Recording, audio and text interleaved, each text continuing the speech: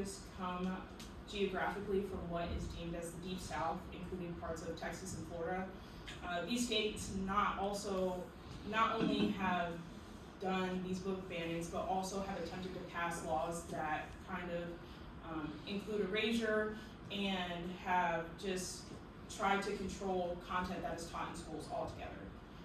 Many of associations have acted against this attempt. The ALA, Booksellers Association, and many others sponsored Banned Books Week, which is a week to bring awareness to the challenges against freedom of speech. To go on who and how, like Mario mentioned, Moms for Liberty. Moms for Liberty is a right group, and they travel around the country attending school boards and advocating for either books to be included or not included into their students' academics and learning. And so Tiffany Justice, who is on your guys' right, unfortunately it's not that clear a photo, but anyways, she believes that parents absolutely should be concerned about the fact they can't trust their schools. It's a little concerning, considering that schools are trying to teach students how to be better people as well as educated. So some of the societal values, honestly, for who and how, it depends on where you're at or located in the country. It varies, compared to Los Angeles to Utah. Utah is predominantly Mormon. Los Angeles there's a lot of different types of people, individuals, a lot of a lot of different diversity. So it just very much depends on who and where you're located, especially for the school boards, because the parents. It ultimately comes down to the parents and what they want their children to learn. And then also the other thing is persistence and freedom of expression. So that is very important in the United States. That's the First Amendment. We have the right to express our concerns, feelings, whatever we would like to learn about. And so when you're restricting that in schools, just out in regular libraries, it becomes kind of an issue, or a big issue, actually. Thank you. So who opposes? The American Library Association, like Amari mentioned, and they have steps in place. I looked at their webpage, there's about like 9 steps.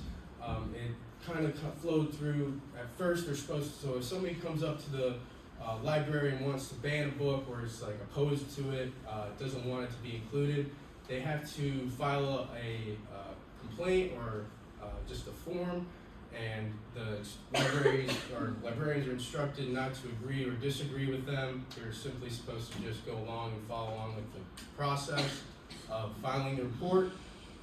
Make sure that if the person feels that it's uncomfortable, they just keep continuing down the line, and then it continues into like an appeal process almost.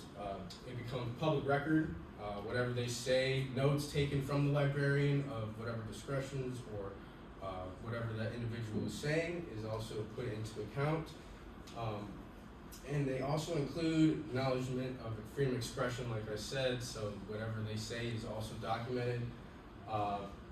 And then who also opposes? Students. Students want to read what they want to learn about. If, say you can't learn about something, that's not okay. Individuals want to be able to, or at least an American citizen, I want to be able to go read a book about whatever I want to. And then educators. Being an educator is very important. Teachers, if they can't use material they want to be able to teach, that goes against kind of going through school and becoming a teacher, professor, and not being able to teach or educate their students on the material that they want to is also big no-no, and it also, in my personal opinion, kind of goes against what a professor kind of just put their time into to be able to teach for. So it's kind of a contradictory situation with book banning and also including it in schools. I found this online. It's kind of like ironic. There's this book called "Ban This Book" by Alan Grates. It came out in 2017, and it was challenged in 2024 in Florida. The book focuses on an elementary school student who goes to check out her favorite book and finds out that it's been banned. So she like starts a secret book banning like little club and ends up in this like thing that's like so much bigger than herself. So in May of 2024, about a year ago, the Indian River County School District in Florida voted 3-2 to remove the book from their school libraries. The school board overthrew a ruling that like a local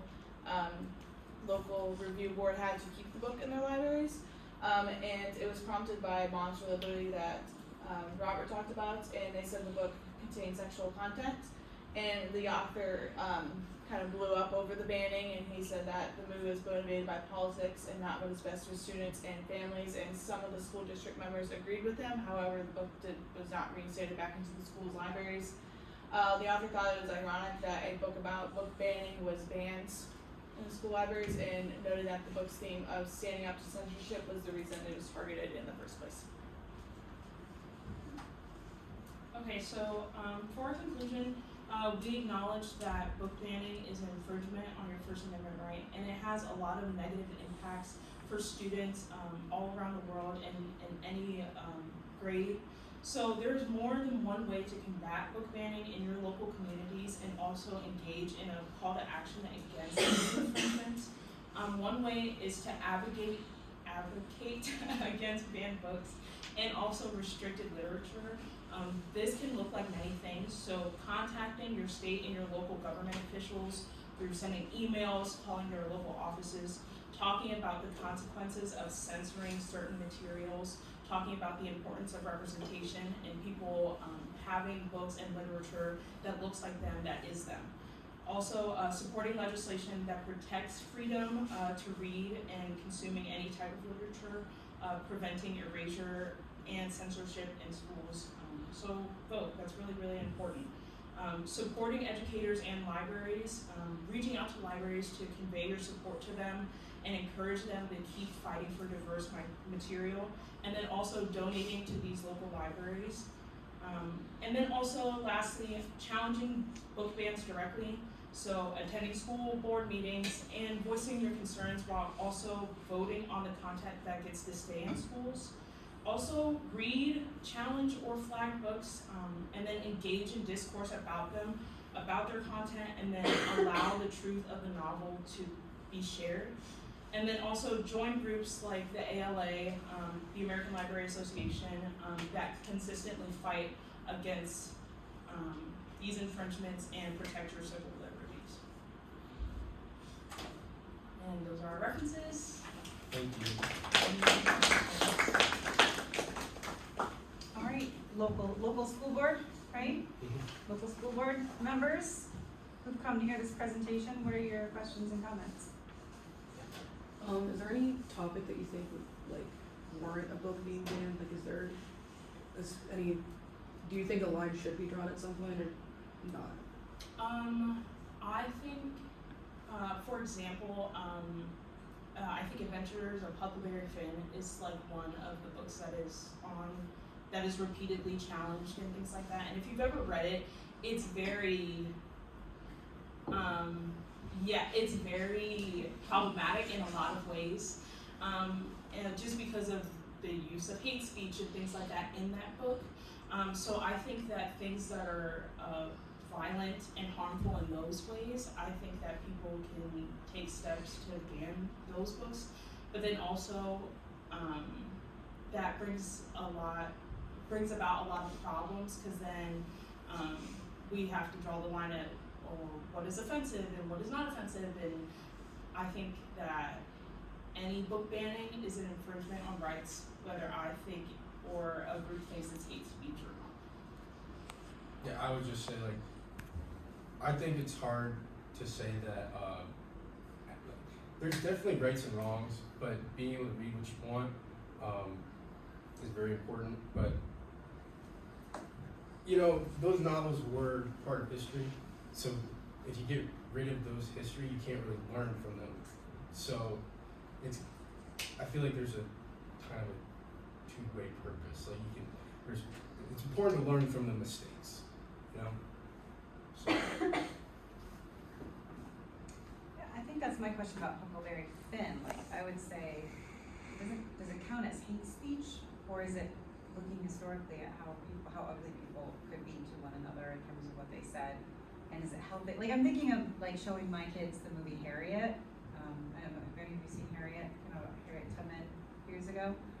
My girls watched it. I didn't let my son watch it because I needed him to be just a little bit older. It's very violent, but the N-word is used over and over, and so we had to have a conversation before we watched it about why that's being used, how it's never okay for them to use the word, but this is part of history and we need to learn why it's an ugly word, right? Because of the way that's used in that film. So Mara, I guess my question would be, do you see Huckleberry Finn as being similar to that in terms of it's reflecting the historical norms, which were not okay, or would you say that it's too much for kids to see? I think for me personally, like I have like specific, like I feel a certain way about like Adventures of Huckleberry Finn and To Kill a Mockingbird, because I think there's appropriate ways to bring up race and talk about race without being, even though that's the reality of our history, I think there are better books that have done it better. So I personally feel like some of these books, but then it's like exactly what I'm saying, like book banning is an infringement on people's rights, no matter what. So like to get rid of these books is erasure of history. If that makes sense. Yeah, it makes perfect sense. I think the question becomes then, do you as a parent have the right to say to your kids, like, you're not allowed to use these books, but do you have the right to tell me that I'm not allowed to use them, right? So that's why I think a lot of this stuff, the banning means no kid, it's almost like it's absolving the parents of responsibility to know what their kids are reading and doing.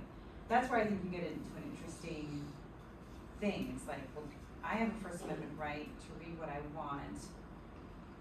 You have a First Amendment right to not read what you want. But then I think, Robert, to get to your point, there's a whole other question about children as minors. Yeah. Kids don't have rights to all the things necessarily. I mean, I think that's a point of debate, right? Does my 14-year-old have the right to free speech?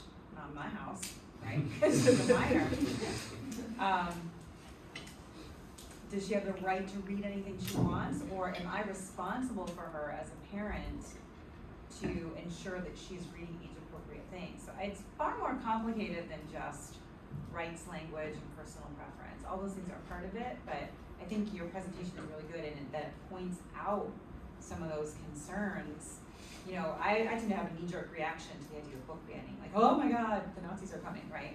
It's not necessarily the case. People are just concerned about age-appropriate stuff that, because in the public library, my 4th grader can read it as easily, he stumbles upon it, or some other kid's like, hey, come look at this book, read this dirty thing, right? Yeah. Whereas my 15 or 16, almost 16-year-old kid reading it is very different, because we can talk about that in a way that's, so, yeah, it's super complex. I mean, I think this is actually a perfect slide at the end. Questions? Yes. Like your presentation raises a lot of the questions that maybe can't be answered easily.